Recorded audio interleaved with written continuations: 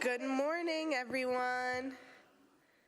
Good morning. Thank you for joining us for our Durham County Board of Commissioners work session this Monday, May 6th at 9 a.m.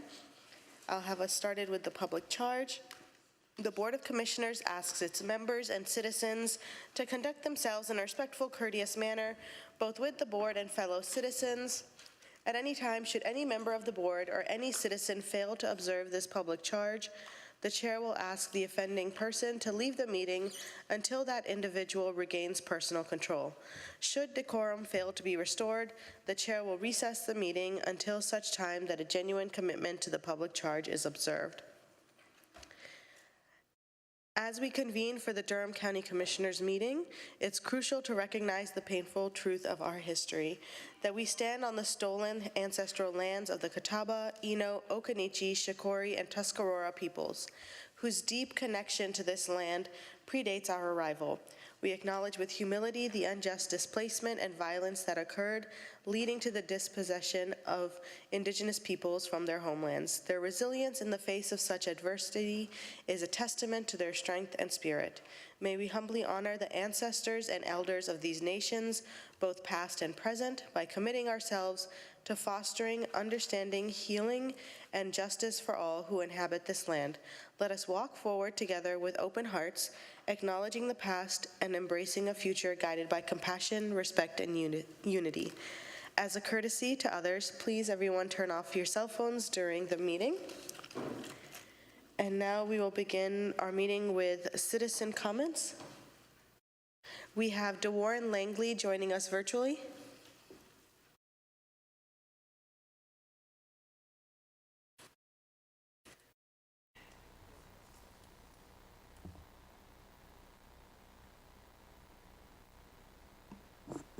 DeWarren, you are able to speak at this time.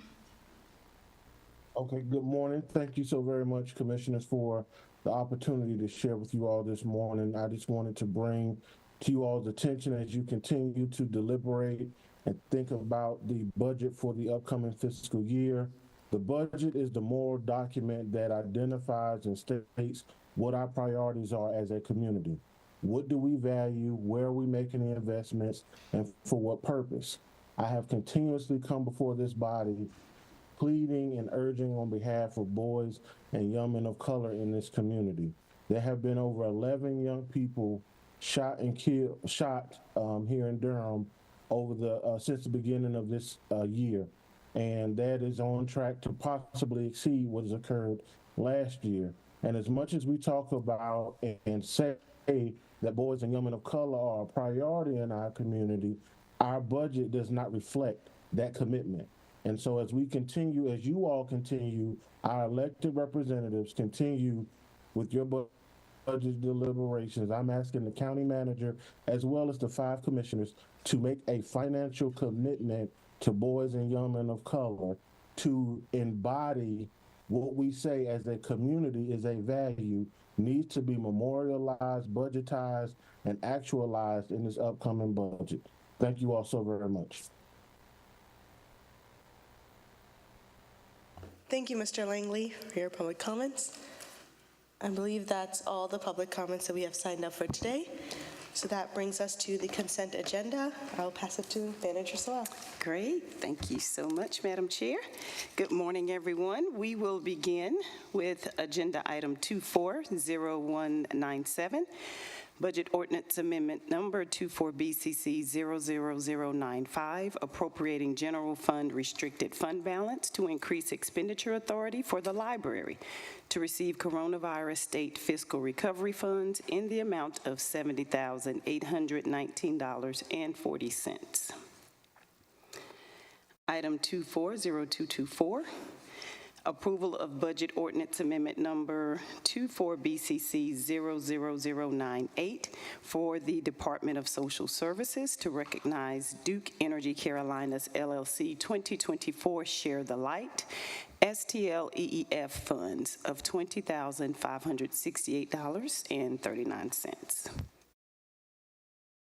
240226, approval of budget ordinance amendment number 24BCC 00099 for the Department of Social Services to recognize Duke Energy's Carolinas LLC 2024 NC rate settlement funds of $20,000.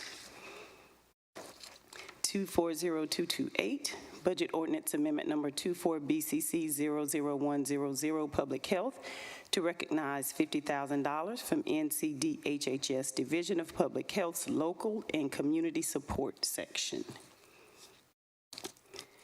240229, budget ordinance amendment number 24BCC 00101, public health, to recognize funds in the amount of $241,116 from the Division of Child and Family Wellbeing, North Carolina Department of Health and Human Services for Durham's Innovative Nutrition Education Dine Program implementation.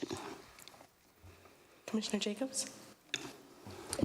Yeah, just wanted to know if we could get follow-up information about how many schools and students and families are being served by this program, and what will be the impact of this additional position, and whether do we include this when we look at the budget for Durham Public Schools in terms of the things that we what we fund directly that support the schools. Okay. Those were just my Director follow-up. Jenkins giving a thumbs up. Oh, okay. That was a request that Vice Chair Burns had in one of our agenda prep meetings. Okay. For us to include. Yeah. And we will get that follow-up information for you. Certainly will. Great minds think. Yes, they do. Yes. Great. Any other questions or comments? No? Okay.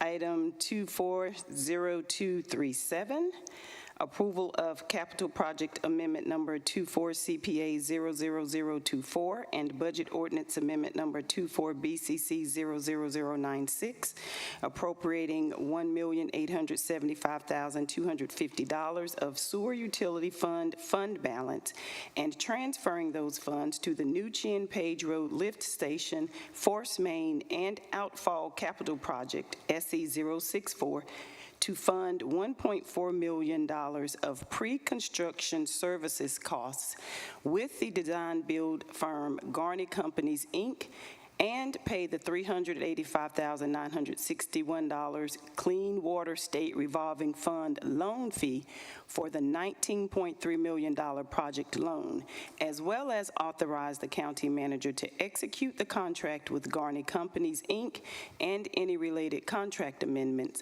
not to exceed $1,875,250. Commissioner Jacobs? I just had a quick comment, which I wanted to really applaud the staff who worked on this AAF, because it is so detailed and this is a really complex item, and I just really appreciate what is reflected in the AAF. Thank you so much. Great. Thank you so much. Item 240240, approval of the fiscal year 24 Durham Transit Work Program Quarter 4 amendments. Hey, Ellen. Random question. I think, yeah, we're on, you said 4.0, right? I only have one quick question. I saw the decrease for the North Durham project. Don't be mad, because at first I couldn't get the link to open. Do we know why I like a decrease, right? We're saving some money, but do we know what that $1 million decrease was? I know some say increase, but the biggest one. Anybody? She looked at Brandy. Brandy looked at her. We're gonna phone a friend. Mm-hmm. So yeah. Did we move a bus stop? Also, while she's walking up here, shout out to you, Ellen, because like I've been seeing all these random bus stops pop up like mushrooms with shelters, and it really hit me this weekend, you know, when it was raining, because I can think some of those streets didn't have them, and I know that's something we talked about the first year. So I'm gonna take some pictures and put them online, so when folks say we are not working on these bus stops, I know I counted like 4 new ones with shelters that I had not seen. So shout out to you and your staff for making sure where we just had a sign, we didn't have a bench, we have lights, we have an awning. So But yeah, Yeah, back to that okay. $976,000 that you just saved me. Yeah, Ellen Beckman, Transportation Director. So what happened was we approved, funding in last year's work program for an expansion of service in North Durham. Over the past year, the city completed their short-range transit plan that kind of changed what they were thinking, how the service would be deployed, and the timing of it. So they recognized that they weren't going to be able to provide that, this year, and instead have used the funding to expand night and weekend service, which is something they could do in the near term. So the decrease is because it won't be delivered this year.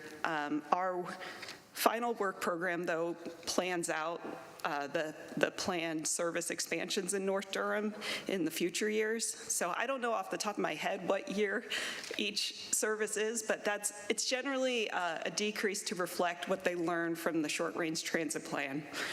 And it also has to do with the bus drivers and, their ability to hire bus drivers and deploy service. So. No, that's helpful. So now I understand. It's not that this is gone. We can't do this right now. We reallocating it to what we can do now, and we'll revisit this. So that works. Yeah, there's still planned expansions in North Durham. Perfect.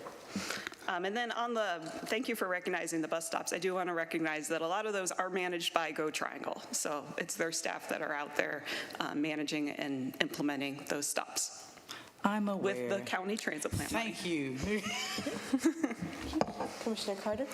Just quickly wanted to say about the paratransit study that there was a presentation at the Bike and Pedestrian Advisory Commission on this, and it was really an interesting presentation, and at some point I think it might be of interest to the whole board to hear this. It affects Durham County quite a bit since this access happens outside of the city limits, oftentimes anyway, not always, of course, but just wanted to mention that for future planning.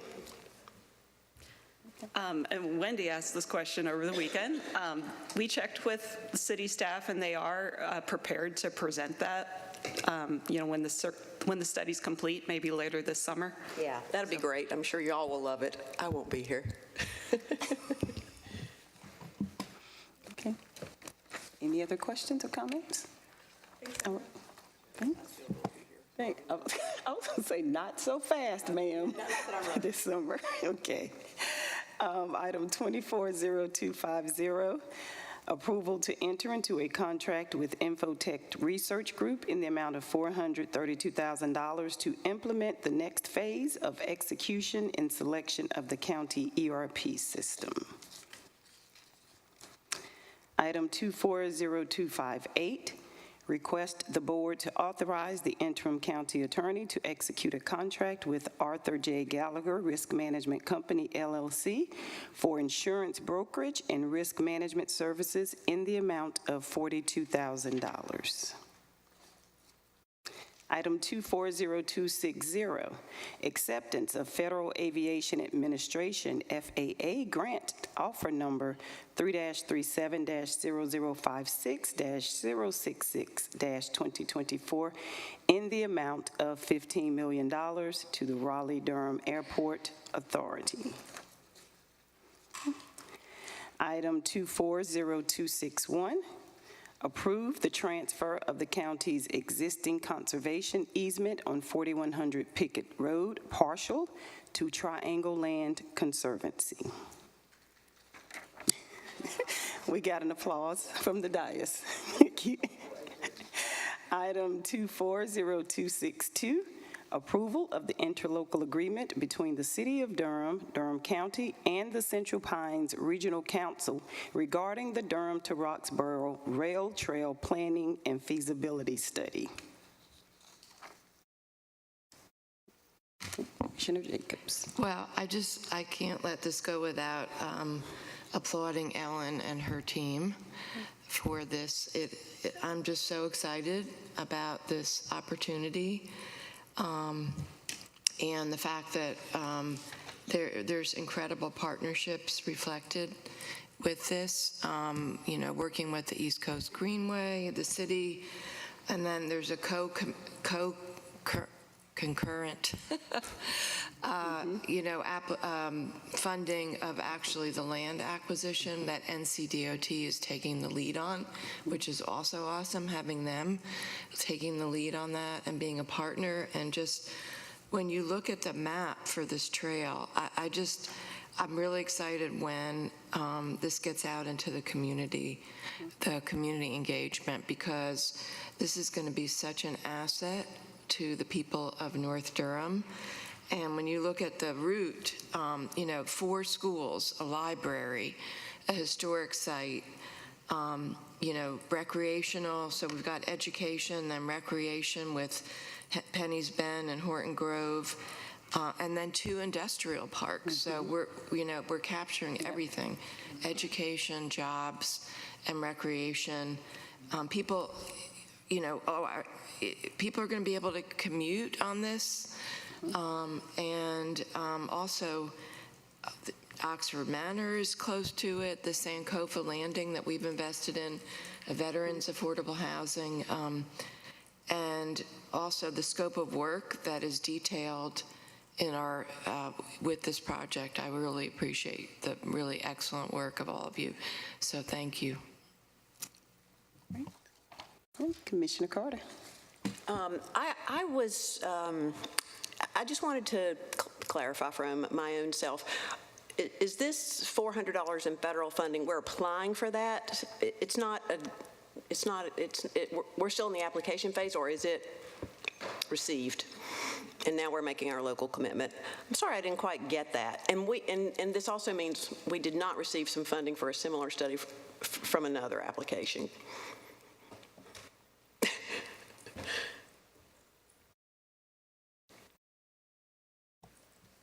Good morning, Ryan Eldridge, Transportation Planner. Yes, the, excuse me, the $400,000, that has already been committed and approved by the MPO board. That's through UPWP funding. So we're currently working with the MPO to refine the scope of work and put this out. So, and then it's for that, the remainder of the $100,000, that's a 1/3 split between the city, county, and East Coast Greenway Alliance. So is the MPO, it's been approved that they're going to request this funding from the federal government, or it's already been approved to be given to us by the federal government to the MPO, and then we're matching the 1/3 that you described? We're still waiting the notice to proceed, but we're very confident that it's all it's going to happening. move through. Yes. Okay. Yes. All right. Best news of all. And I agree. The scope of work was really informative. Seeing all that happens for $500,000. First of all, $500,000 seems like a lot of money for a feasibility study. And we've talked about this before in relation to other things, thinking of Urban Ministries of Durham in particular, and the money that they want for a feasibility study for the expanded services for homelessness and for a day center, et cetera, et cetera. But this was just, very enlightening, what all's involved and what all's going to be happening. So thanks for providing that. Great, thank you. And I will say the scope will be undergoing a few changes now that we have multiple partners on board, and we're looking to add some extra pieces on making sure that this project wouldn't cause displacement, looking at housing availability, and really trying to get our bang for the buck when it comes to that money, and elaborate on some things that aren't currently in the scope of work, but we want to make sure that we're doing our due diligence and looking forward. So there will be some changes when it comes to that, some slight changes. So. Okay, thank you. Thank you for being very careful. Commissioner Jacobs? Yeah, thank you for that follow-up information about the scope of work. And Commissioner Carter, this is discretionary money that there's different pots of money that the MPO gets, and there's a whole system where we allocate the funding based on a scoring, and so that's how we got the money for this. But yeah, I was thinking about land use when I was reading the scope of work, and especially thinking about affordable housing. So I'm glad that you all are going to look at that, the land use adjacent to the trail. That's really important. Thank you. Great. Thank you so much, Ryan. Great, thank you. Okay, item 240263, Approval of a contract amendment with R&D Architects related to the Board of Education's facility, 3825 South Roxborough Street, in the amount of $90,402, and this is renovation project 4730 DC 155. Commissioner Jacobs? Yeah, I just have, when this is on our final agenda, could we get the actual plans attached? Because I've seen some visuals Yes. already, so that would be great. Thank You you. recently got that. And I'm sorry, did I say Board of? Board of Elections. Well, you can tell what's on my mind, can't you? The Board of Elections facility, thank you. Yes.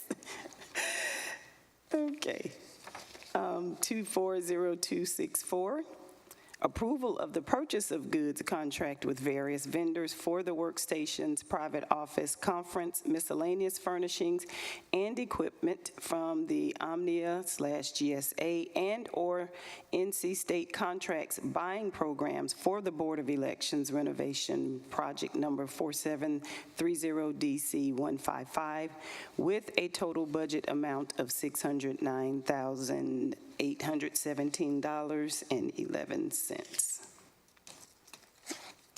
All right, and item 240266, lease amendment for Angie's Jamaican Grill at 3825 South Roxborough Road, Suite 123 at the Shops of Hope Valley Shopping Center. Okay, and Madam Chair, that concludes the consent agenda. Thank you so much. Now we will move to our discussion items, first starting with item 24-0232, Departmental City County Planning Department FY25 Work Program. And we have Sarah Young presenting for us today. Good morning, Commissioners. I'm happy to be here with you to give you a very brief little walkthrough of our proposed work program for next year. As you all know, the department is required as a joint department under the interlocal agreement to put together a work program of all the projects and processes that we will undergo in the coming year and get that ratified and approved by both governing bodies. So. And we tend to do that every year just before budget adoption time. All right. The work program is broken out into two basic categories of things that are a bit intermixed, but one is ongoing processes. These are things that are legally mandated. For instance, we have zoning, and so there's a variety of zoning-related processes that we have to have. There are other ongoing processes that are dictated by policy. So these are choices that the governing bodies have made, for instance, to have a historic preservation program. And so we have ongoing processes related to those. And then probably the most exciting bucket is our discretionary projects. So these are things that the governing bodies can elect to use staff resources to do or not, but we are not bound to do so. So these are the things that change year to year and what I'm going to be talking about. We have a number, this is actually a very exciting year because if you all will recall, in the most recent handful of years while we were working on the comprehensive plan and all of our discretionary resources were allocated to that, there was very little in terms of new content in the work program. And now that that project has concluded, there are a number of items that we are proposing. The first couple we have actually already started on this year, but they were not in last year's work program. We were able to get a jump on them, and so they're new to the actual document, but not new to the work that we're doing. The first, as you know, is a new UDO, a Unified Development Ordinance, that we have a contract with a consultant to do for us. The second is the Research Triangle Park South Design District. This is one that was actually a suggestion of Commissioner Jacobs at a Joint City County Planning Committee meeting sometime last year, and we were able to accommodate that. So both of those are currently underway. The rest of this list are new items that we would begin work on after July 1. The first, 1.3.2, is city code amendments for water and sewer connections. One of the things that we have heard through the comprehensive plan process is that it is really challenging for residents in the unincorporated parts of the county to have water and sewer connections. The current exemptions in city code make it challenging for those properties to get those services without being annexed.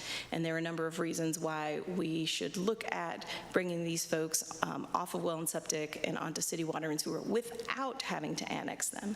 So providing water and sewer is a basic health and safety, and in many cases, a life necessity for folks. So we want to look at how we can change city code to make it easier to provide those services to folks that really may need them and may have no other choice. 1.3.3 is the Community Goals and Objectives Report Card. This is as an outgrowth of the comprehensive plan. The comprehensive plan said that every 2 years we would revisit the plan and we would issue kind of a report card of how we're doing and trying to meet those goals. So the work that we're doing now in this in-between year, it will be to put together all of the baseline metrics so that we have a place to start measuring from. 1.4.1 is small area plan scoping. Again, now that we are not devoting all of our staff resources to writing a comp plan in-house, we have some bandwidth to work on some more localized planning efforts. And it's probably been, I want to say, close to a decade since we last did small area planning in the department for a variety of reasons. So the first thing that we want to do is undergo a bit of a scoping exercise. What does a small area plan of today look like? What should it entail? What should the components be? What does engagement look like for this type of endeavor? And then come up with a list of prioritized areas that should receive small area planning efforts. So that's all in the scoping. And then 1.4.2 is a bit of a placeholder to then start working on whatever those prioritized small area plans are. We have already started a bit on one, which is the Walltown Northgate area. That was one that was kind of pre-prioritized by the Joint City County Planning Committee. But there will be more.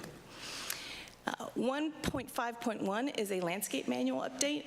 As you all know, the landscape manual works in tandem with the Unified Development Ordinance, and so if we're going to be updating the ordinance, it makes good sense to take a look at the manual and do any necessary updates to it as well. And then the last item is 1.5.2, urban growth boundary tree canopy analysis. That is a mouthful. But basically, this is another project kind of in support of the UDO rewrite. We need to make sure that the amount of tree preservation and tree planting requirements that we have inside the urban growth boundary, right, which is the area where we say we want densification, we want most of the growth to happen so that we can preserve the more rural aspects of the county outside of the urban growth boundary. So doing a bit of an analysis of what amount of tree protection, replanting would need to happen through the development review process particularly, so that we can give that information to the consultants and make sure that at the end of the day our UDO does meet that comprehensive plan, or helps us meet that comprehensive plan goal of, I want to say, I don't know if Scott's here. Do you remember the percentage? 50, thank you, 50, I thought so. 55% of urban tree canopy inside the urban growth boundary. So that is my summary of the new things to the work program for this coming year. Thank you so much, Sarah. So efficient. So much in so little time. But first, I know Vice Chair Burns has a question, so I'll go to her. I want to go back to 1.3.1. So the Research Triangle Park South District. So tomorrow, you all have an open house. Come on down. Y'all have an open house tomorrow. So I'm not going to get all of the acronyms correct. I know that staff's recommendation is for it to go to a compact suburban district with sub-districts. See, I pay attention when y'all talk, right? So a CSD, like that's what you all are recommending, because right now it's like rural residential. It's like 50 million different designations that's and Hub RTP is there. So two kind of sort of questions. One, how are we really promoting this, not just for the public, because this is going to be like a RTP downtown. Are we reaching out to the companies who are out there and they're getting it too? And then I saw on the poster, there's two. There's one on the 7th, one on the 21st, that is kind of like a drop-in. So is there a formal presentation? Because I know how many districts off the top of my head, they're like 7, and I'm trying to figure out like how this open house is gonna go and if people are really gonna understand what's going on. Let's see, so, Madam Vice Chair, for your first question, we sent old school letters to all the property owners, Right. all the renters, all the folks within 1,000 feet to meet the zoning notification requirements, since it will eventually become a zoning change. We've tried to also reach out to larger apartment complexes to get renters involved. We've worked with a lot of the property management firms down there to try to get there, who represent some of the larger property owners, try to get those involved as well. And I know there's a school across the street. So, I mean, it's a charter, but RTP High is literally in that district. So the only reason, and I know we're going to probably do more outreach, but since that's such a big swath, like Fidelity's out there, Box Yard is out there. There's a lot in that space, and so that was kind of the first question. And are you all going to be presenting a presentation, or is it just we're asking folks what do they want to see? We won't be doing a formal presentation, but we will have areas for, and we'll have staff who will be kind of doing on-the-fly presentations for the folks that are there. We're trying to plan it so that it's a drop-in and that we don't have, people who show up late don't miss everything. Right. If this is an ineffective method, we'll be holding more meetings in August, and we'll do it separately. But we are planning for just a drop-in, and we'll have staff there to try to answer questions and present information for folks who do attend. Okay, cool. Yeah, we'll have boards and materials. There we go. Okay. And then the only thing I would ask, if we could get our comms team to put the poster out since the meeting is tomorrow. I know we didn't get to get it in the newsletter, so I know it's on the city's website. I don't know where it is on the county's website, but since this is in the county, I want folks to see that, we want folks to come. But those were my only questions. Thank y'all for doing an open meeting for this. I think people are really excited about the district, and I'd like to know what I might drop in myself. Now I know y'all really scared. But good luck to y'all tomorrow night in the event I'm not there. But thank you for everything. Thank you, Vice Chair Burns. I had a couple questions. Commissioner, okay. I wanted to see if this may be part of this work program or a different discussion around how, I know there's an agreement between the city and county that was established like a while back around the input and the decision-making around zoning and annexation. And Commissioner Jacobs and I recently had a conversation about this of like, how did that come to fruition? And like, is this an area that if we wanted to consider changes to that would come out of this work program or another of the county having more input into zoning and annexations? So this is something that has come up occasionally, particularly in recent years as we've seen a lot of growth, there's a lot of interest. And one of the things that we have done so there's no, to my knowledge, there's no formal agreement. There is obviously, under state law, the jurisdiction where the zoning is being requested is the jurisdiction that has jurisdiction to make the decision.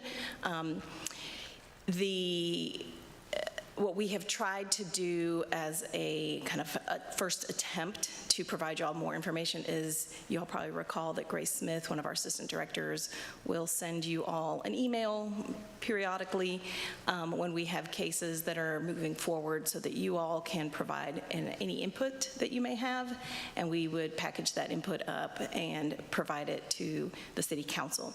So I think this is probably a good topic to bring back up either through the administration or even at the Joint City County Planning Committee meeting.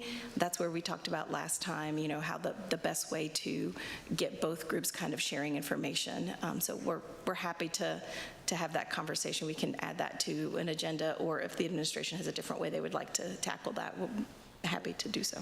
Yeah, because I ask because the main thing I'm thinking about is like, even though it is city limits, like these zoning cases are being taken into consideration, it does have impact on the county services that we're providing, that we have more and more houses being built of people we have to provide public health, social services to, schools. And so making sure that that is taken into consideration in, as well as like the city's looking at, well, water, sewer, the services they provide, but are they looking at the county services and how it's going to impact us and our ability to service all of these new residents? So I'll also say that in terms of schools, we work a lot with Durham Public Schools very closely. And we have a methodology for forecasting student generation that we've worked out with them, and so that is baked into every staff report. One of the things that we can certainly look at is if there are other aspects of services that prompt a need for additional service based on new development, we could work to identify those county services, figure out a way to quantify them, and bake that into our staff reports as well, so that whichever body is making the decision, they have the full set of facts and potential implications. So that is definitely something. One of the things that I think is in the work program somewhere buried is we have kind of continual process improvements, and we have a staff member that works on those. So this could definitely be one of those things of just improving our the depth and analysis in our reports. I think that would be great. I have more, and then I'll go to Commissioner Jacobs and Howerton. Well, one you touched on about the county services growth, and I know we talked about this a while ago, but if y'all had the chance to put together, we had talked about like mapping the county services to the growth.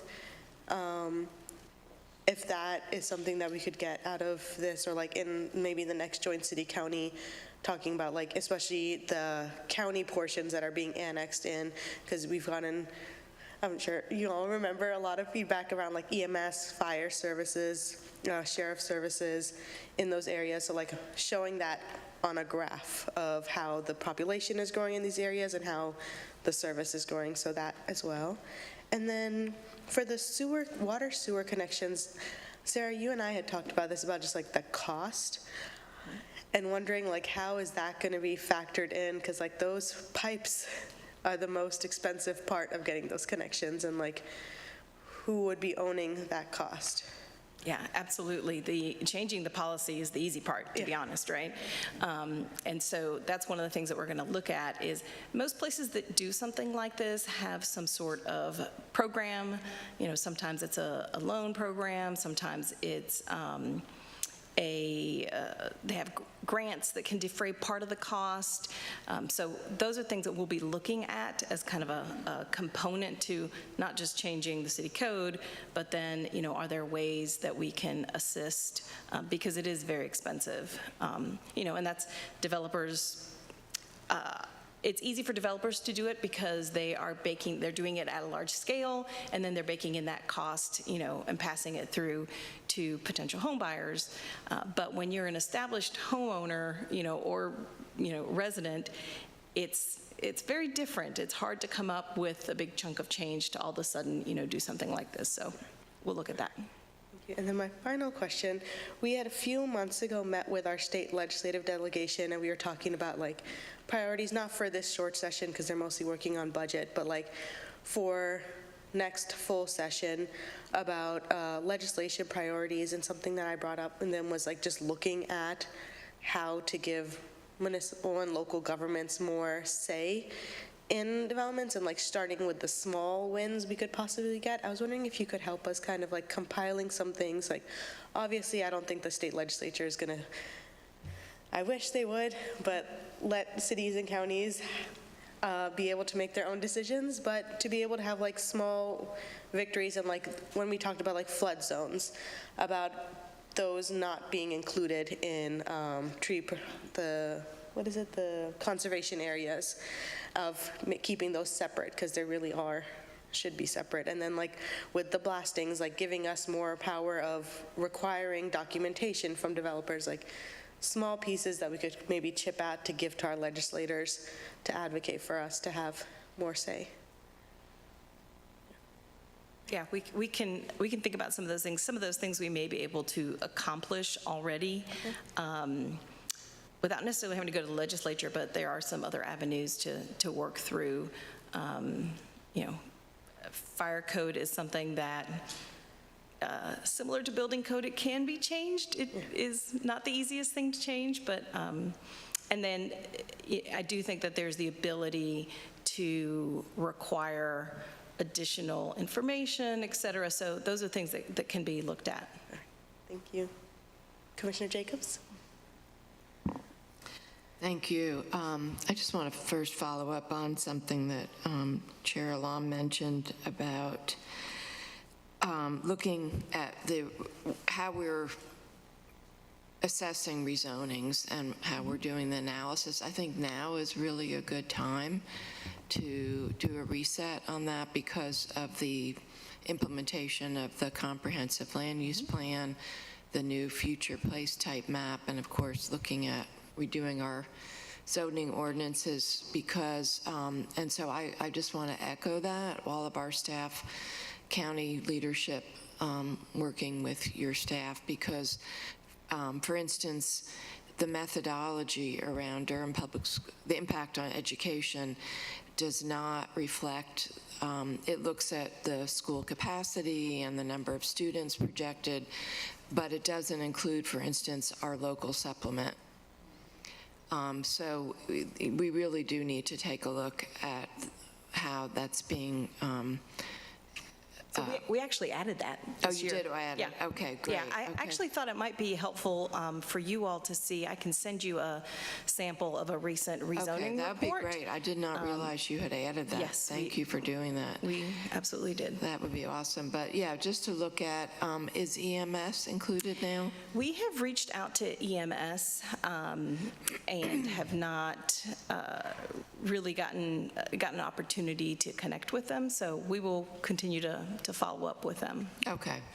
Yeah, so I think this is a good opportunity just to look at, make sure that we're capturing everything. And I guess if I would put in a plug for what, I think also looking at how could we, I appreciate that we get the information from Grace Jones, and I'll be the first one to say I'm not good at then following up on those emails. So we may need to look at another process that's going to really be more effective. And I think the ones for me that would be priorities would be rezonings that are now not consistent with the urban growth boundary and not consistent with what we just adopted with the comprehensive land use plan. That's what I'm most concerned about. Those I feel like should have a red flag and should come to us because we just adopted this plan and we really all need to be sticking to the plan. So for me, I would say, like, I would like those to actually be presented to us. So I'm just going to put that out there. I support everything that is in this new work program. I do want to, though, highlight that, and I mean, all of these things are really important, that 3 of the items are joint city-county. 1 is county only, and then 4 are city only. And I know we split our costs 50-50 for the planning department, and I do think a larger discussion as we look at what the city and the county pay for, it would be helpful for us to have a better grasp on the cost share related to the planning department. Not because I want to change it, but because as we look at conversations about what the city and the county each pay for, I think it's important for people to understand that the county is paying more than our fair share to support the good work in the planning department. And not that, like I'm saying, I don't want to change the 50-50 split, but I do think it's an important point that I just want to highlight. And the last thing I just want to say is, could you talk about what small area planning is, since we haven't done it and so in a long time, and what does that really mean? Because I'm a big fan of it, but I just think it would be great for people to hear about that. Sure, Commissioner Jacobs. So, I mean, in its basic form, a small area plan is just a comprehensive plan for a discrete part of the county.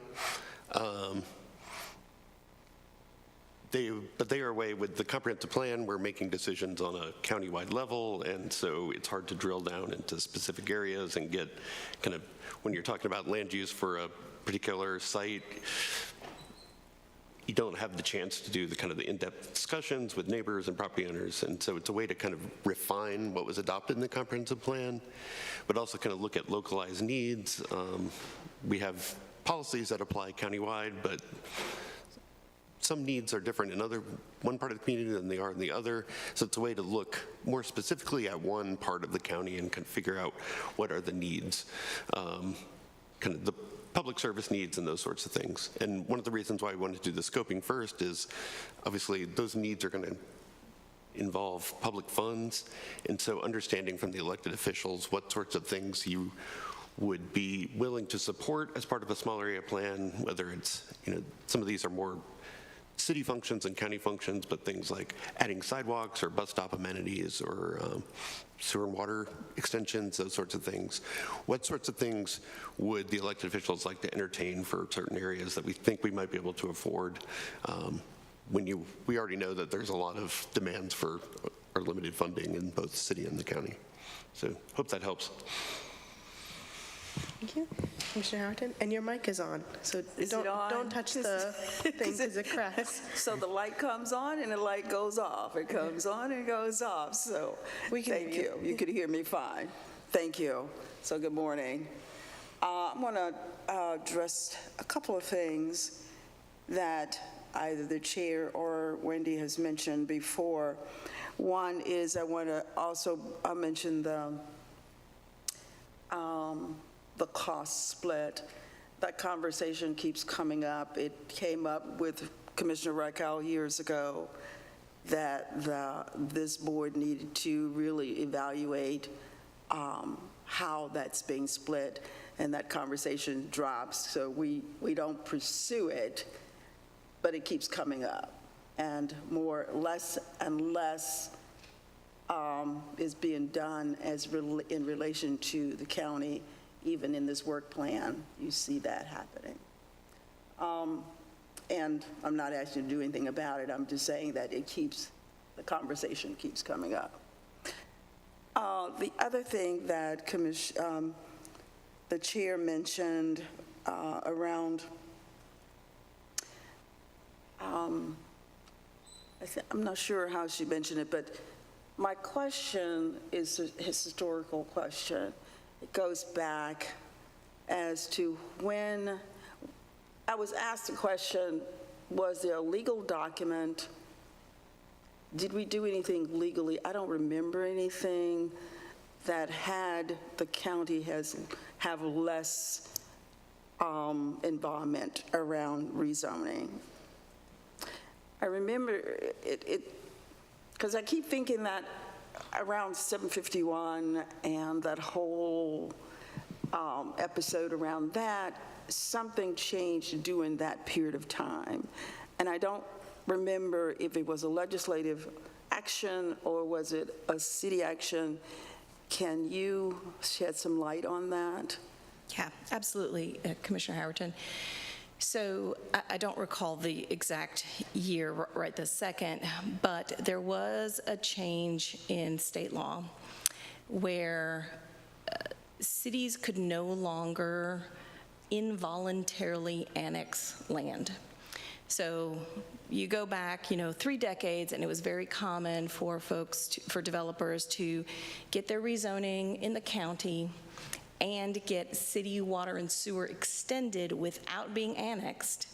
And the city would allow that because they knew that eventually they would be able to annex them later, because there comes a point in time where the cost of maintaining that infrastructure, you need more tax base to pay for that, right? And so at some point, cities may want to annex land in order to be able to afford to maintain that infrastructure. So at some point, the legislature changed that, and the only way that a city can involuntarily annex land is through a referendum, which nobody does. So as a response, the city was concerned about its ability to take care of infrastructure in the future, and they changed their city code to basically prohibit extension of water and sewer without annexation, except in some very specific circumstances. So that meant that the developers of the past that would get an entitlement in the county and build a subdivision, and then may or may not be annexed in some future, now for them to get water and sewer, they have to request annexation. And because you can't really build a whole neighborhood on well and septic, it's just not really feasible. Okay. That is what is happening. So it was a change that the city made in order to kind of protect itself financially based on a change that's in state law. Okay. All right. Yeah. Sure. Go ahead. All right. Yeah, I sort of had that same question because I swear I feel like, didn't the county vote on whether or not to annex the land for 751 South? Or was that only, so why, but right, it was before, but I don't see the connection. That was to zone the land. That was the zone. Yeah. Well, for just a zoning. Just a zoning, yeah. Well, that explains it. Yeah, because when I was asked the question, I couldn't remember whether it was, I remember Bill Bell and that whole group going to Raleigh and around the legislative issues, but I couldn't remember, I couldn't give them an answer as was it a Raleigh legislative action or was it a city action? It was both. It was the state first, but then the city to, in response. Right, only cities annex. No, so no. You want to talk about that? Yeah. So the city and county did have an informal policy before 751 South where an applicant could seek zoning in either jurisdiction, since we have a shared UDO and shared comprehensive plan. However, with the change in, I think it was 2012, the city also required that if you're annexing, then you have to get your zoning approval through the city as well. And so that was probably that was a big change as well. Yeah. And is that That is a local decision.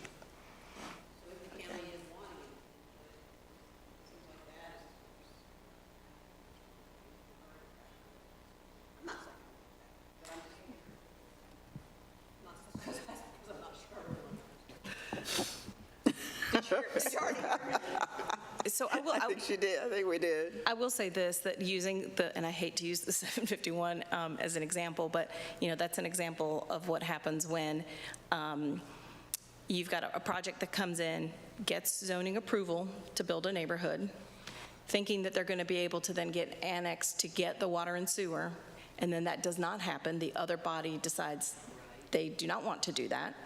And then that developer is stuck, and it results in them going to the legislature, which is what they did, and getting then, they basically, the city was required to, well, actually, the legislature annexed it for the city 10 years later.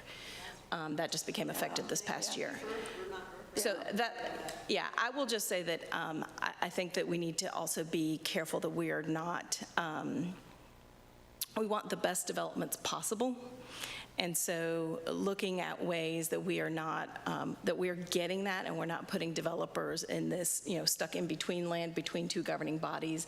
I would love for us to work together to find a way to make sure that y'all's concerns are addressed, that as we rewrite the UDO, we're getting better designed developments overall.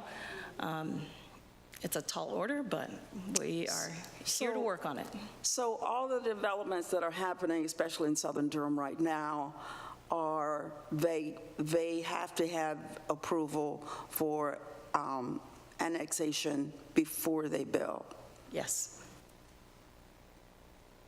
Okay, thank you. Thank you. Commissioner Carter? I just have a couple of comments. I mean, basically, I think this feels like a really exciting and progressive work program. All of the, a new UDO. What if that could have been the only thing here, and it still would have been a lot. So all these other elements are very exciting, and I just wanted, no one's mentioned really the landscape manual update and the urban growth boundary tree canopy analysis. I feel happy to see those. And just, further advancing our environmental and our conservation goals and keeping that at the forefront is great. It's great to see. And the report card will be wonderful, too, for helping us, the elected officials, and the residents track, what's going on. So just thank you so much. It's just a really impressive body of work that you're going to be doing, and I really thank you for it. Thank you so much for answering all of our questions and your presentation. I look forward to seeing more develop. That brings us now to, I believe, the ARPA update. We have Deputy CM Claudia Hager.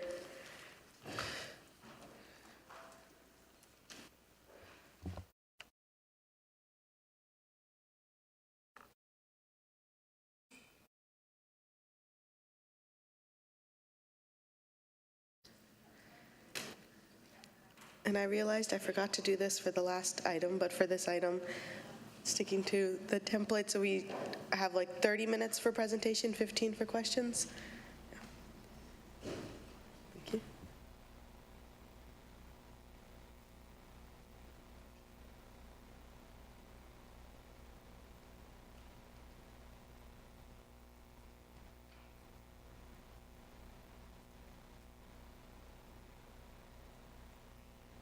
Good morning. Morning. I don't know how to act since I'm in the morning part of the presentation. Usually we're at the end and trying to move swiftly. So I will talk until 2 o'clock. No, I'm just messing. We are going to share some updates on ARPA. Many of these are quick reminders, and it's exciting getting to this point. 2 years ago, we embarked on a framework that the board moved forward on, and we have been working our plan, which is exciting. We'll give some quick updates on overall projects, have a discussion about recent Treasury final rule changes, and give some have some opportunity for board discussion. And we'll also continue conversations because there are tweaks that will continue in the next several months. We are in the process of looking at plans, and some programs are moving faster than others, and we'll also talk through that as well. We always show this slide, which gives the highlights on categories in which the funding could be spent, and public response to the health crisis, the revenue loss, water and sewer infrastructure, broadband infrastructure, premium pay for essential employees, as well as to address negative economic impacts. As you know, the dollars came to us in 2021. The board adopted a framework in April of 22, and the Treasury set some framework, and then the board adopted its framework in May 2022. There are categories in which we've spent the dollars, and it totals $62.4 million. And these two dates are upon us. We've talked about them. The funds must be incurred or obligated by December 31st, 2024, and all funds expended by December 31st, 2026. That's 30 months. And so we are well on our way to meeting that target and feel good about where we are in process with that. Oops, I went. I did skip this slide, the prioritization and the guiding principles that the board established. This was before the board set the framework. So a lot of times, folks may not appreciate the small steps, but these were major steps that the board took to commit to how do we use our dollars, and it has served as a footprint in how we've navigated it. We've leveraged other federal and state dollars. We prioritize projects to align with the board's planning. We looked at infrastructure and compliance, et cetera. We'll not go through all of that. We had rubrics to evaluate our projects, and many of these principles are aligned with what, of course, Treasury said, but I always, on occasion, like to go back to that. We have, it's actually 53, not 52 projects with budget areas funded for the various categories. 89% of them are committed. But there's a plan for all the dollars, okay? And so RFPs and project allocations are underway. The two most recent larger RFPs, the Land Trust RFP and for community and affordable housing, and then the one to support day center efforts for our homeless community are the most recent ones, and those are due early June, June 5th. The dollars, from a project management perspective, there's an ongoing evaluation process of projects to determine if scopes require changing or if category realignments should have happened. We did a board action last week. I'm sorry, yeah, it was last week. We did one last week where we realigned some projects into the revenue replacement category to allow for an ease of administrative activity, both from the staff perspective as well as those who are receiving funds. We will continue that kind of refinement, not only on category alignment, but also project scope. Some of our partners may not be moving as expeditiously, and so we will come back and make recommendations on what we may need to do as far as realignment. Because of Treasury's recent changes, we have more flexibility with that now. We were holding our breath and hoping that they would hear from the chorus of folks across the country saying that we needed a little bit more flexibility, and John will walk through some of that, but because they've most recently made some changes, we can move forward with recommendations in areas with a different level of relief and comfort as we move forward. The last, this next bullet, series of bullets talked about, the dollars and when they need to be expended. The deadline is 2026, December 31st. And as I said, that's about 30 months. And so between now and then, we will make sure that we stay on target and support those areas that are funded. Our intent is for most of the projects to be complete as it relates to the community grants by summer 2025. They were for 24 months. The remaining projects should complete within the fall timeframe. We have to allow time for closeout, and always putting a note about our ongoing evaluation of how we support areas programmatically and fiscally from a compliance perspective. This is very small, but it reflects all of the project areas. There are a few we have to come back to the board to actually appropriate the funds for the project, and timing-wise, it was for various reasons. We've not moved them forward. Oftentimes, it's been because some of the projects receive other types of dollars from the state, and so we've slowed the process to maximize and optimize those dollars. We have 88% of those projects in contract, and this table is not showing the most recent one, but it should show that we have a remaining balance of $4.5 million. So apologies for that, not showing up. But the variance is this table does not reflect the two projects that are the RFPs that are out there now for the the day center as well as the land trust. So that's where that variance comes from. I think the one that we have in our iLegislate has the correct. It has the okay. correct one, yes. Very good. All right, no worries. Okay.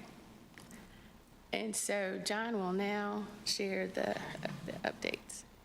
We're moving, I'm so used to going so fast. I would have made a slower, more detailed version. Keep chugging through.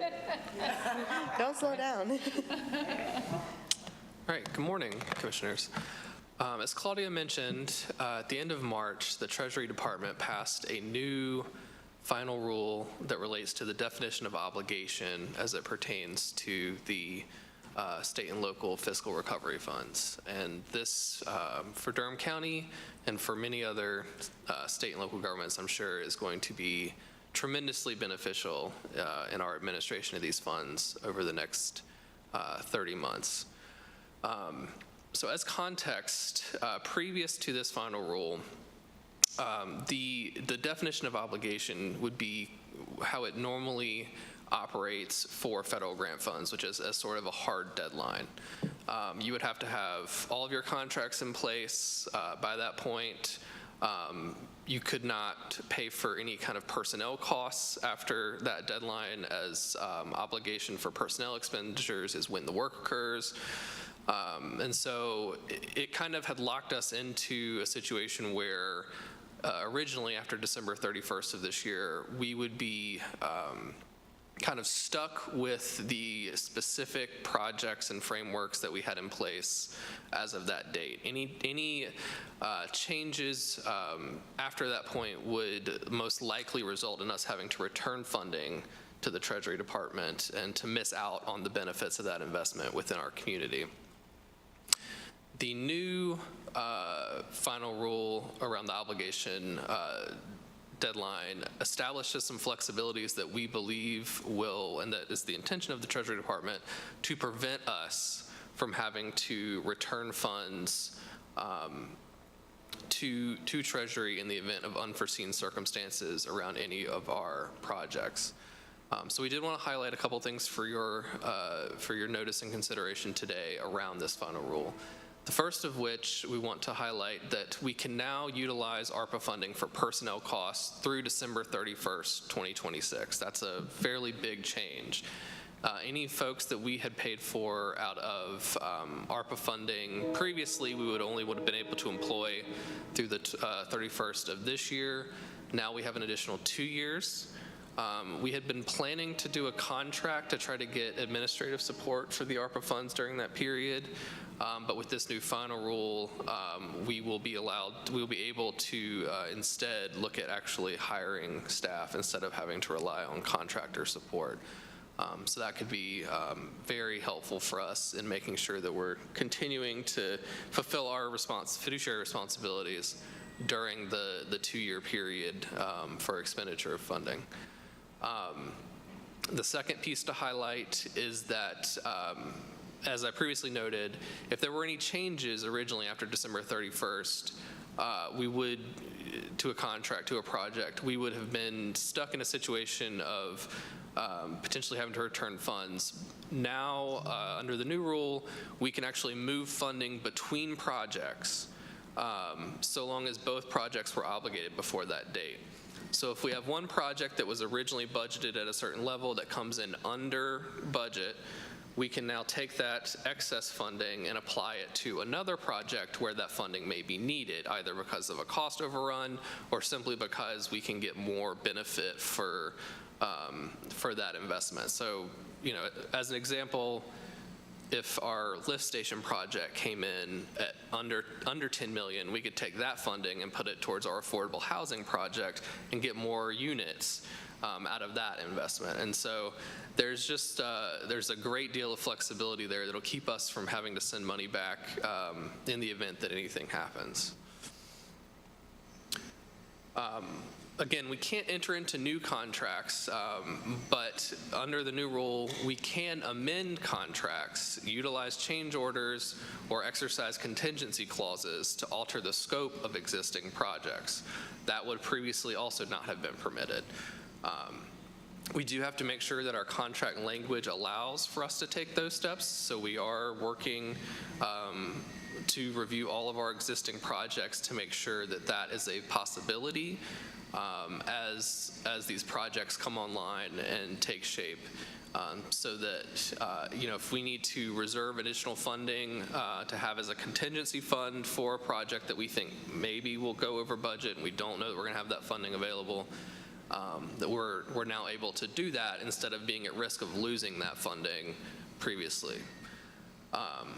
We can now enter into replacement contracts. So if we had a contract with a vendor and that vendor for some reason is not able to deliver the services during that post-December 31st, 2024 period, and we end up having to terminate the contract for cause, convenience, or any other reason, we can now go out and find another vendor to continue that contract if the contract is for substantially the same services. Previously, that money would have had to immediately go back to the Treasury Department.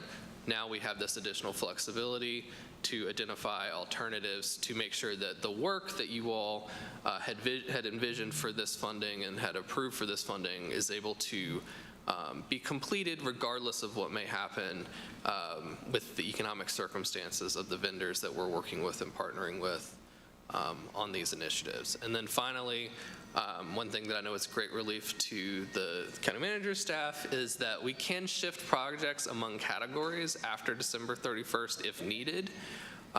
So if we need to move something to revenue replacement or interest income or whatever, we can do that as needed after December 31st of this year. We're going to try to get all that done before then, but things might happen down the line, and we might need to make some adjustments, and now our hands are not tied around how we approach that distribution within our portfolio as well. Those changes are very helpful. So we are so grateful that Treasury listened to, I'm sure, a chorus of folks around the country who asked for additional flexibility because everybody wants to do it right. And 30 months out is a long time and things happen. So to know we have ways to still make adjustments and not lose the dollars is a great position, a better position than we were a month ago. So we felt it important to share that with you, and we will continue our efforts with looking carefully at where we are and mapping out the probability of success with project completion and where we may need to shift, and we will continue to give you updates on that. There's another slide that's not showing there on the screen, but you have it in your packet is one that says we'll have a future discussion as well about an evaluation of our procurement policies to align with increased federal micro-purchase thresholds. This is an area that the School of Government recommended to jurisdictions, and we're going to work with our county attorney's office to bring this back to the board so that we can see where, if we were to increase some of the levels, it will help with operational efficiencies. Because if there's a gap in timing between a contract approval and when an item with the board's meetings, that can, for some projects, especially capital-related ones, it can cause some challenge. And so many of our thresholds have been the same for the last 20 years. And so it's just a matter of us looking at which ones we can do that can provide some efficiencies and revisit some of the other areas later throughout the year. But there are some that we would gain some benefits, some minor ones that we would bring forward. But again, we'll come back to the board on those. We are now at a point we can have some discussion, and welcome to have any board comments, and we will also talk a little bit about ARPA in our budget deliberations with the budget, the 24-25 budget. So we will have a slot there as well. Thank you so Those are all my much. comments. Thank you so much. This presentation is always so informative every time you come before us, so just thank you for the amount of detail and work that y'all have put in. Also, getting all of this money out, I know has been extremely, extremely difficult and tedious, so thank you to your entire team and everyone who's been part of it. I had one related question, and this kind of ties into our next item of Commissioner directions. Can we try to get a presentation like this also together for the opioid settlement money? Okay, because I know, That's in okay, process. perfect. That was the only thing I had now. Commissioner Howerton? Thank you, Madam Chair, and thank you so much for this presentation, all this work. This has been a mountain of work, so thank you. I just had a quick question for clarification. The language, interest income, what does that mean? Sure. So we earn interest from the dollars that came to us on the ARPA funding, okay? So the $62 million that we received, we've actually earned about $2 million in interest from those funds. Treasury gave entities the flexibility to use those funds either on ARPA or your general fund. So we chose, like many other jurisdictions, to invest those dollars into ARPA-related projects. And when we came to the board last week, we moved some of the projects, some of the smaller ones, into the interest income category so that we could then free up money so that you can reinvest those dollars. So, but it also so what you're saying is that you're using the interest income for that particular project that I'm reading through? Yes, ma'am. Okay. Yes, ma'am. That's, I was trying to just. No, but it's a great. Were they earning interest income? No, that's a or great what? question. Okay. And I'm glad we talked about it because for some it may, some started out just as a pure ARPA-funded project, but now they've shifted to this other category. And so when we, for instance, communicate to Treasury, we only talk about the $62.4 million for them, but we will also do a tag-along internally and say, in addition to that, we have these other projects that are being funded by interest income. So I'm glad you brought the question up so that we can explain it because, we started out with 45 nonprofits and now it's a lower number. So some may, get a little confused, but we'll walk them through that. But from our perspective, whether it's the interest income or not, it's all because of ARPA that we have this resource. Thank you. You're welcome. Thank you. Vice Chair Burns and Commissioner Jacobs. So try to put all this into one. Thank y'all. I'm going to throw on the applause with everybody else. I remember a couple of Februarys ago when they put out that 400-page document and called it the final rule, and Claudia, we laughed because we knew this is not the final rule. We've had like 12 since then, but we locked ourselves into that, right? And we locked our nonprofits into that. And I'm always joking because at NACO, LA end up getting the best framework, and I'm like, throw your framework out now because there's like 10 other rules. So I'm happy. I think the other thing I want to comment and just put out there into the ether, I, along with my colleagues sitting up here, we sit in rooms with other counties that I can tell y'all, they don't even know that these rules have changed. Right? Like they literally don't. They don't have the bandwidth or the infrastructure within their county departments or within their city governments. And there are some days I'm like really sad. So I do want to say thank y'all because that keeps us thoughtful up here. We were at a conference last week and they had some of the public administrators. I know that the manager was on a panel. I didn't get a chance to see it, but I remember I want to go back to the director and say, I wish you would have just had my whole staff in here telling you for 2 years, it's like, oh, this is what you should do with ARPA dollars. And I would hear localities talk, and I said, that is not what you're supposed to do with that money. Can somebody, and I was like, hey, could you call Claudia Hager? Like the taxpayers pay for your phone, so I was giving out all y'all phone numbers. I'll tell the truth. At NACO, I had no problem doing it. Kiara, you laughing, you don't know you the tax administrator. I've been giving your phone number out for about a month now.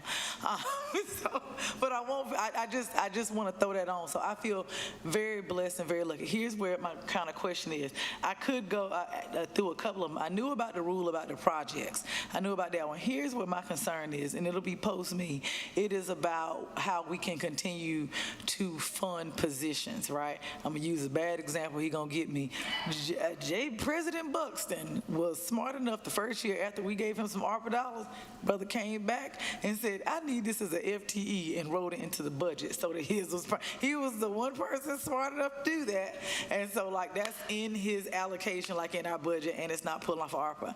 And I'm going to do a juxtaposition with Mecklenburg County. And it's ESSER's, but it's a long, they had over 400 positions in Mecklenburg that were ARPA and ESSER funded. And the manager came back and said, we can't keep y'all on. Like they at least gave them the notice.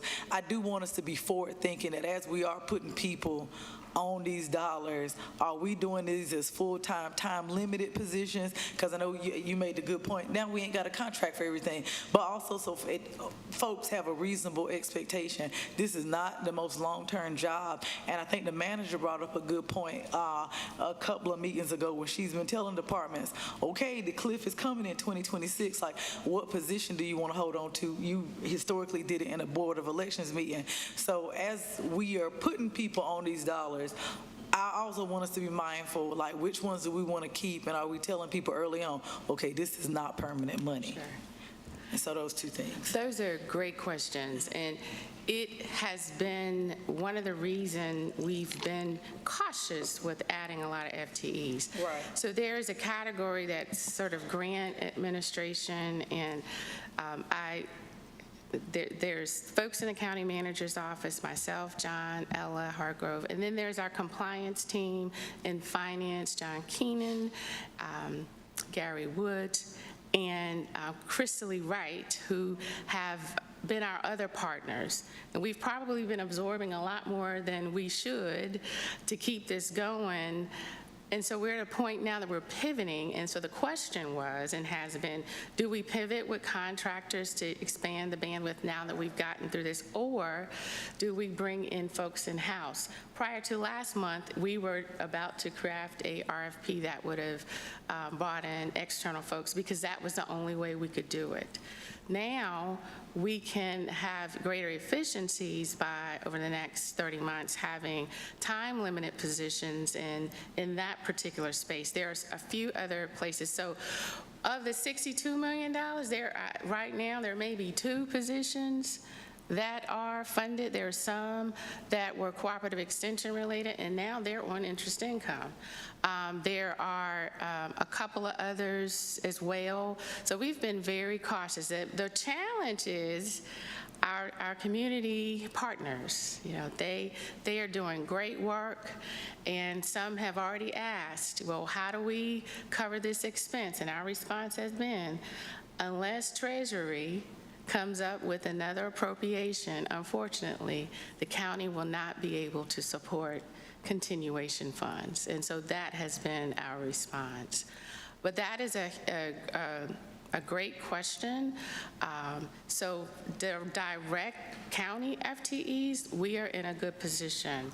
The question becomes, how are those community partners planning? And we've been very clear, and we remind, but it's different when the timeline ends and then the services that are desired are still priority.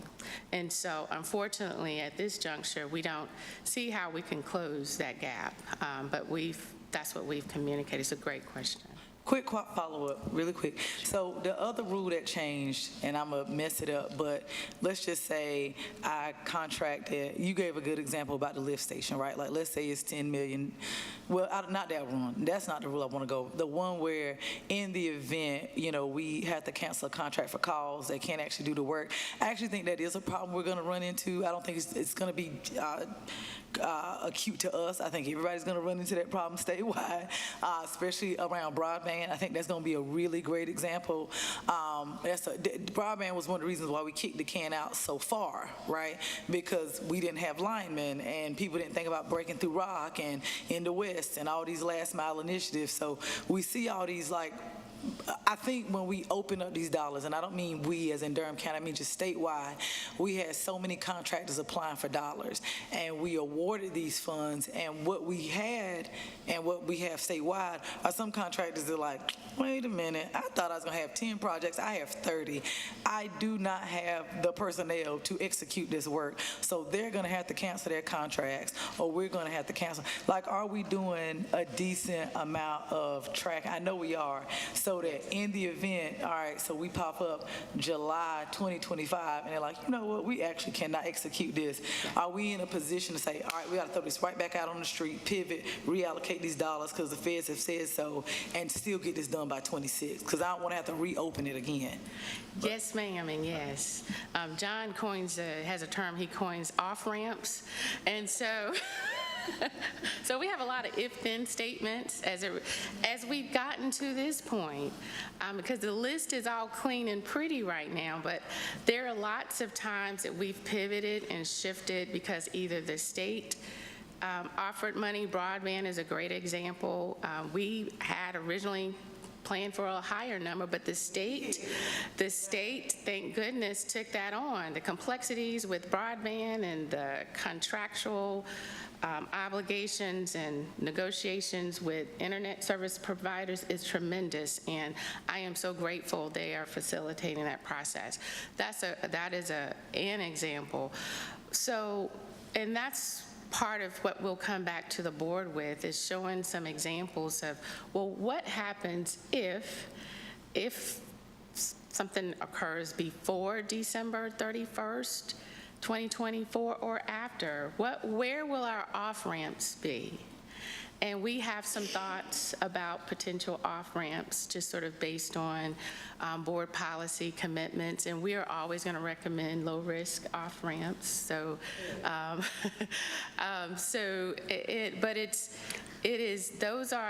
keeps us up, but we're in a much better place because Treasury has allowed increased flexibility.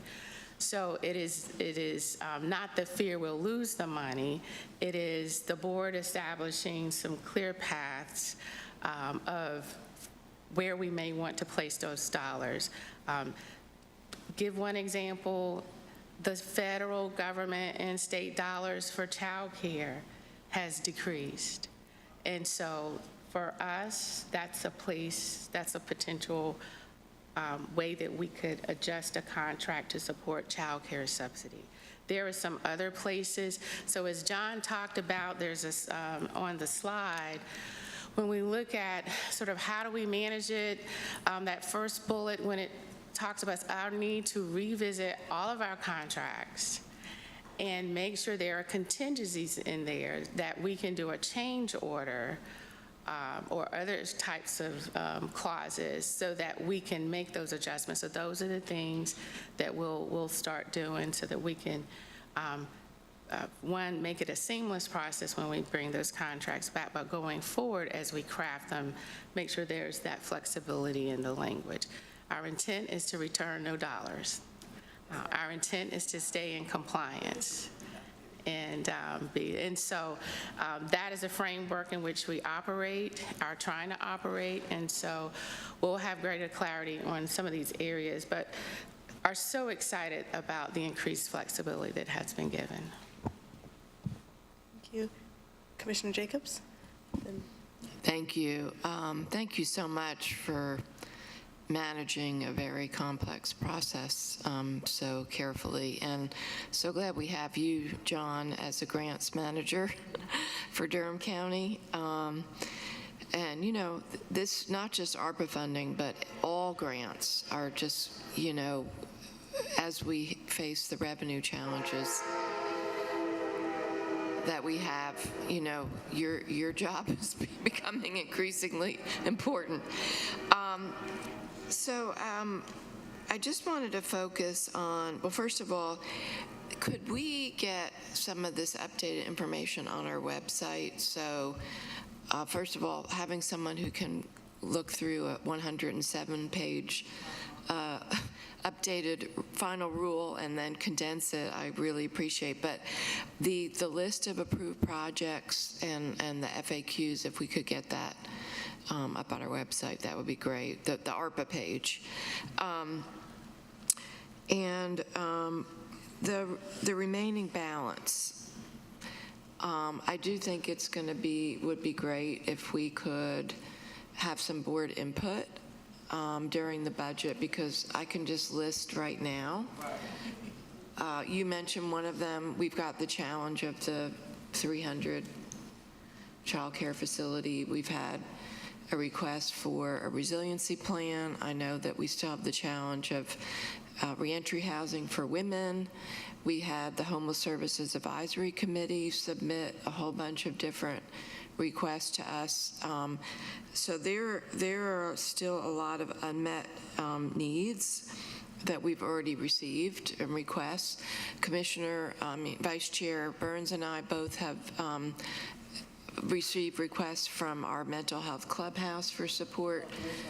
Right, and so we know the challenges that we're going to have with our budget, and I would hope that our board could look at this. Still a lot of money left, $4.5 million, how we can use that directly for community needs that we're already aware of.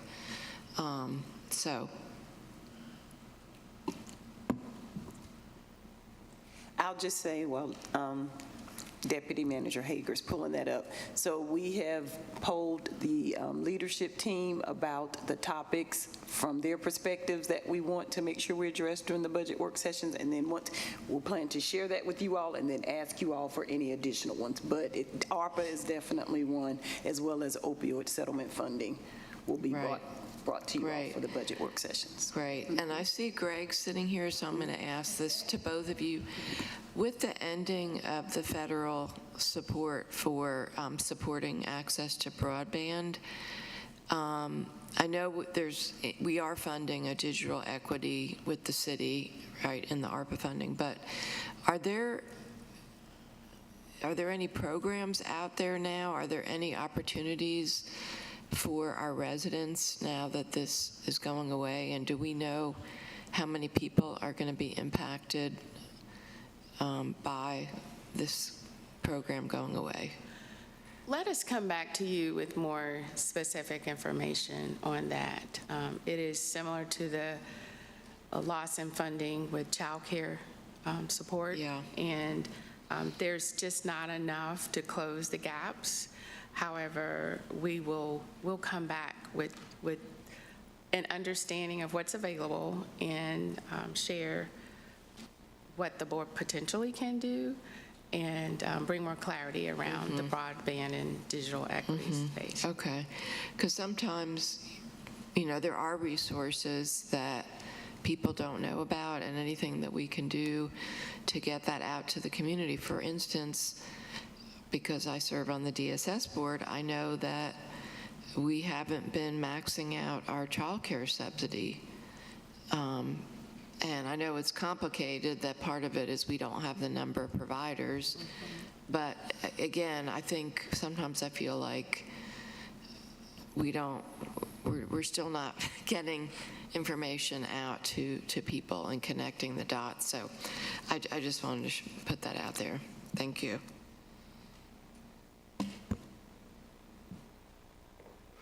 My turn. Thanks. And thanks to you two for being such a formidable team regarding all of the management of these complicated ARPA dollars.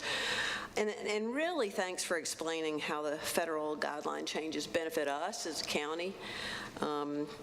I found that particularly helpful. Do you think that the guideline changes will in any way benefit our community-based end up helping us benefit our community-based partners with either, current optimum implementation of their projects or ongoing funding after these funds expire? I will say the action that the board took to move community partners either to revenue replacement or interest income will help them tremendously. For community partners that may not be moving as swiftly, it does give us the flexibility to do a contract change after 2024, whereas before we may not have. And I would just say that we always keep in focus what was the original intent with the outcomes desired for that dollar being spent. Gotcha. And as we keep that in mind, the flexibility does allow just the board to make sure that that particular outcome continues regardless if it's the same partner or not. And so for various reasons, there may be leadership changes in an entity, but the work can still continue, which is important. And so I'm not sure if I'm answering your question, but it does give further context, I do believe. Yeah. And John can. Sorry, I just want to add one point that might be self-obvious, but I thought about including it in the slides and didn't, so I wanted to at least highlight it. Our partner organizations, our subrecipients, they were not subject to the original obligation deadline rule. So they've always had the flexibility to continue to pay folks, enter into new contracts as needed, those types of things. So sometimes that does get lost in the noise a little bit, and I did want to make sure everybody was on the same page with that, in that the flexibility is really on how we're able to navigate our relationships with them, but for their projects have always had greater flexibility than we've had. And they will continue to have the full scale of operational flexibility through the end of their performance period of their individual grants.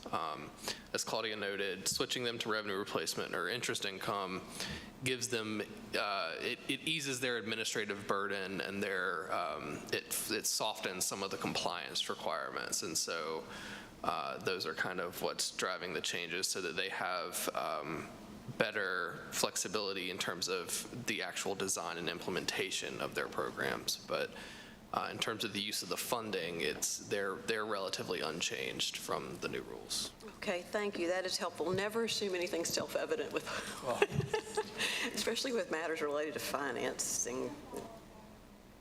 Yeah, sure, go. Follow up on the revenue replacement.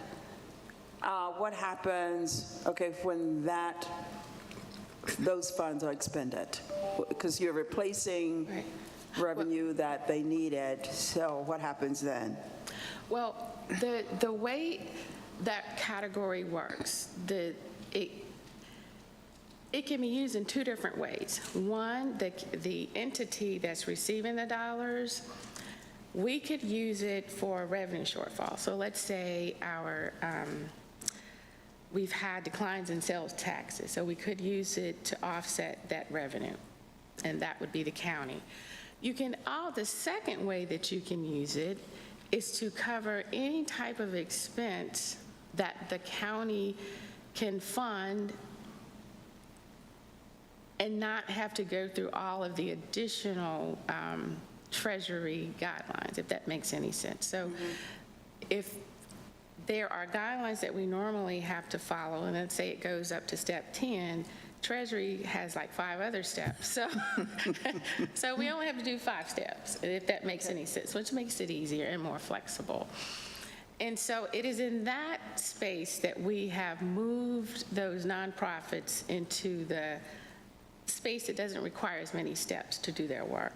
And for nonprofits, and for me, I've worked with them throughout my career at various levels, many of them don't have the administrative teams to do some of the extra work that's required. They can do it, but they're not necessarily structured for that level of increased work. And so they, again, comply, but this takes some load out for them. So it was our desire to try to make that administrative burden a little lessen for them.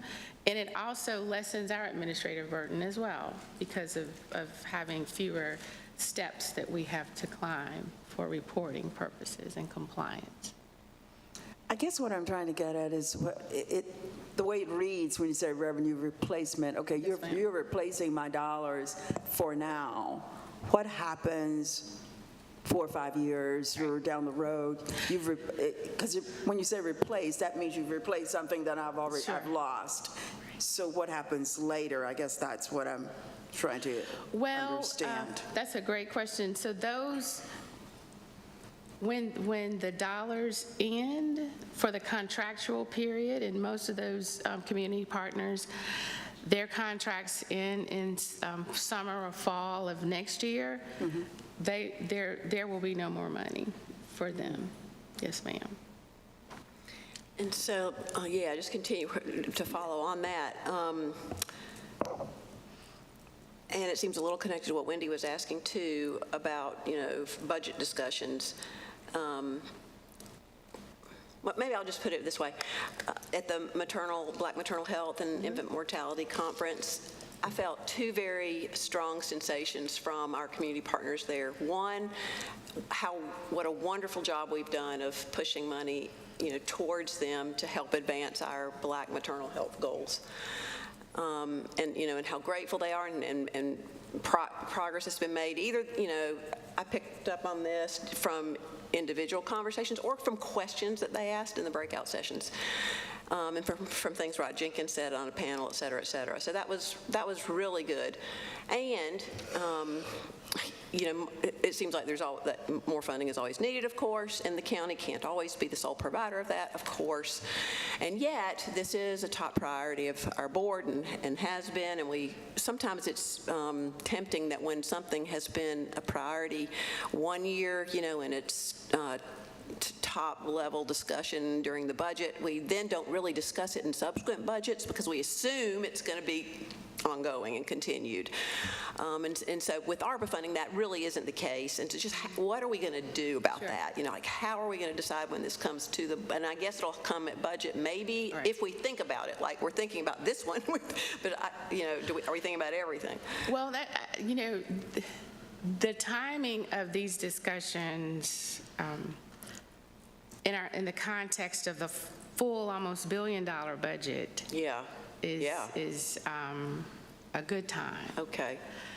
Because we are at a place that we have more needs and desires than we have funds to support those, whether it's property taxes, sales taxes, ARPA. Truer words were never said, yes. So as we look at the 24-25 budget year, the manager recommended back in the November timeframe that we would have somewhat of a pause, although the budget will grow. But in 24-25, it is a very inward look at, well, what do we move forward with from a base budget perspective? If you look at our $1 billion operation, what do we do? What do we stop doing? What's a priority continuing, considering the changes of our community, the needs, et cetera, and what are we trying to impact with those dollars? So with the ARPA funding, there will be a component where we will do program evaluation, and that will give us additional information. With our base budget review, we will provide board information as well. But it is an inward look that I am sure jurisdictions across the country will be doing because these transformative dollars have been just that. Right. It's allowed jurisdictions to look at areas differently. The challenge is now that they're gone, Right. how do you handle it if those services are impactful enough that they need to continue when you're balancing revenues that are back at pre-COVID levels from a growth perspective? Gotcha, okay. Yeah, and so related to that, this is sort of an aside, it's kind of connected, but I am eager to know how we're going to make a final decision on the preschool in 300 Main Street. You know, we've received this additional information from Linda Chappelle, and so anyway, we're all eager to know that, and I can tell you have a plan for how we're going to address it, so great. So another question I have, these are sort of worries. Is there room or capacity within the ARPA funds, either via remaining balance or by way of the current RFPs that are out right now, or these new flexibilities to achieve the current pressing needs that we have related to housing security? Like, I know we have an RFP out for expanded day services, and I also know, I hear it frequently being on HSAC and also attending the Urban Ministries of Durham's gala, that there's this huge desire still to figure out how to accrue enough capital need for, a new shelter, basically, that will have new and expanded services. Working with St. Philip's and all that. And so back to my original question, is there any room, capacity, within ARPA funds to help us do everything we want to do related to that? Unfortunately, there's not enough. I know the capital construction component had ranged for that project would be something the board would need to consider in the capital CIP. Okay. Probably a joint effort. How about a study? How about the initial sort of part of that? We don't necessarily support studies with ARPA funding. I would suggest that we do an appropriation of local dollars to support that. Okay. Because at the end of the day, when the feds come in, they want to see, well, what did we get for that? Did you accomplish it? Yeah, makes sense. And, if we could point to, well, we have a set aside and it's actually going to move forward, that's possibly. Yeah. But we always say, when in doubt, leave it out. So we would just suggest that we appropriate local dollars for that kind of. And is that conversation ongoing? We've not had recent conversations, and I'll let the manager talk through that. I will just say, so you answered it. We have not had recent conversations, but a part of what we're all aware of this joint conversation around the comprehensive housing conversation, some of the outcomes I would hope that would come out of that would be some plans and next steps as to how we can move toward a concrete, estimate and some type of scope that would lead us there. Right now, we have what they've projected, but without that study, there's really no way for us to say what an actual estimated cost would be and for us to bring something to the board. So hopefully out of those joint conversations, we would have some type of action plan that would get us there. What are the joint conversations? So I know You mean city, county, by the school, city county that conversation. schools conversation. Okay. And so we have some of our staff members that Chair Lum has appointed to serve on the task force, and then they would ultimately be a part of some type of subcommittee. Well, has it started? No, and you're our liaison, I think Javier and I was thinking that. I want to make sure I hadn't missed something. They just formulated, I know Chair Lum sent the recommended The city and the names. county have presented our members, appointees to, we're waiting for the school board to select their appointees and share it with the rest of us. And the goal is to have the first meeting in June. That sounds great. And I almost feel like the discussion about, how to meet the housing security needs of people who are currently experiencing homelessness is an important enough subcomponent of that larger discussion that this group's going to be having, that we might need to move sooner and more quickly and with a more focused look. Because, this conversation from Urban Ministries to us has been going on for at least 6 months now. I mean, I don't even remember when, maybe a year. Maybe they're not reaching out because they're hesitant to do so, but they're reaching out to us. I mean, I saw Netha got an email from Sheldon, I think, and I'm hearing from their board members, and, Right.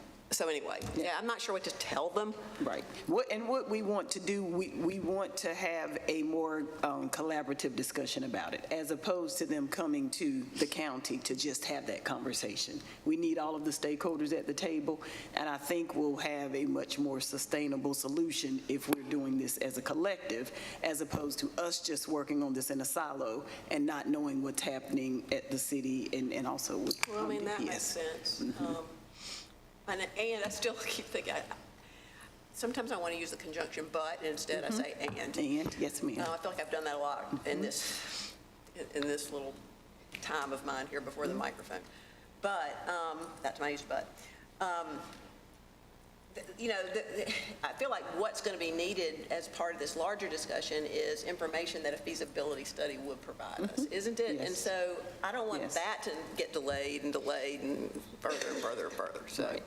And let me say, if that is something that this board decides we want to fund, we can certainly do that. But we No one else is nodding up here. People are looking at this project. We're not disagreeing. No, this is not my project. I don't like it when individual commissioners say, this is what I want in the budget. This is a project that I feel like we've heard from the community for 7 years, 7.5 years. Just trying to get some sense that is this a group, is this a board desired action, is what I'm really trying to sense. So I can help take that back to the people who are asking. And the other thing I've heard this conversation even longer. yes, yes. I'm on board with you. It's just a matter of how we go about it. Right. Well, and that's what I want to hear from staff. What are your thoughts? And so I'm hearing you. It needs to be part of perhaps an even larger conversation, but, whoa, boy, that just makes me think, okay, slow. Government does great work, but slow. This is why we want you as our appointee, because you're going to whip everyone into shape and keep them moving the train along. That's what I And I just emailed BCC'd y'all the list. Sorry, Commissioner Howerton, I think I left you off, forwarding it to you now. But, so you should all have the list of, it shows the people the city has mentioned that they want to include, as well as the people that the county's going to put forward. And I really do want to say, while we're on the ARPA subject, which includes so many other things, and it's linking into the budget season, it is really important to me, and I do think to our whole board, that we figure out a way to make that 300 Main Street Child Care Center not market-based, but one that will serve all children. So maintain our official commitment there. Commissioner Jacobs, and then this last comment. Do I respond to what you just said? No, this is just. Okay, because I just want to make sure that there were county staff listed, and they're listed in Javier's email. They're still going to be there. This is just additional people that we're. Okay, additional. Okay. Yeah, no, their staff members that Councilmember Caballero had already included from conversations that we had, like DSS director, all of that, they're still there. And then we just added 2 more to that list. Okay. Thank you for clarifying that. Yeah. Okay. Thank you so much. Appreciate it. I know. Now that brings us to our final item with Ms. Shannon Trapp for our commissioner directives. And everyone should have an email from Shannon with the Excel. How do y'all know these things? You're so much better multitasking than me. You check your emails more. How good about this? Goodness gracious.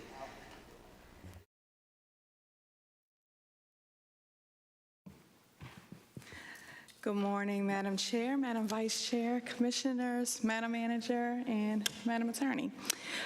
We are here to discuss the board directives, and it is my understanding that this will return as a standing topic of discussion on the work sessions, and so we will bring you to the attention of the April 2024 invite. As a reminder, these work session staff directives come out of the minutes. Once you approve those minutes through the clerk's office, then those directives that are included in the minutes then get added to the board directives. And so if you're looking at the tab for April 2024, here are the most recent directives that have been provided to us, and we will take any comments or notes that we may need to carry to the team.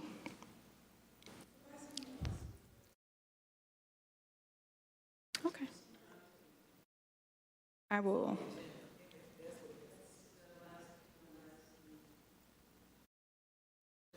resend it.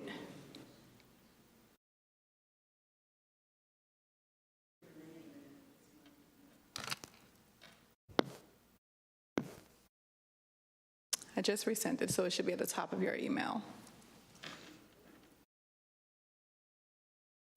Are you good? Yes. I believe that on the iPad, you're not able to access the share drive folder, so. It works for me. It opens in Excel. It works for you? Oh, okay.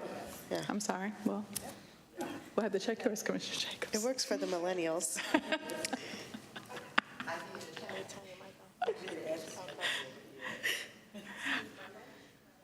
Are there any questions or comments about the directives? Or any additional notes that you'd like for the staff to take? I was just wondering, some of them are highlighted, some of them aren't. What does the coloring mean? So the yellow highlighting indicates that those things are outstanding. So it's a reminder to our team to go back and check on that item. But we did a very diligent job this morning of making sure that we have addressed all those items. And so you may just need to refresh. And if you refresh, you should see that there is no highlighting.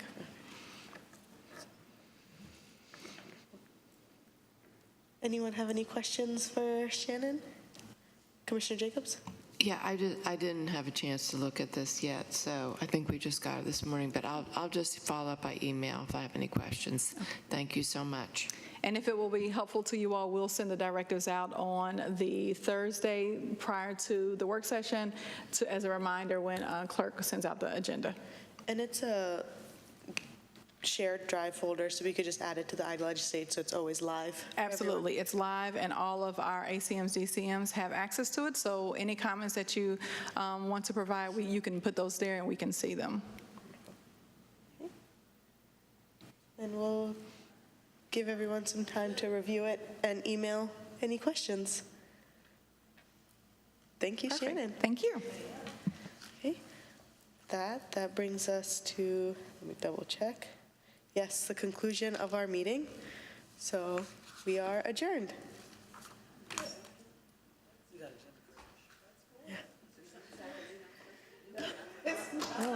Go home, relax, take care of the babies.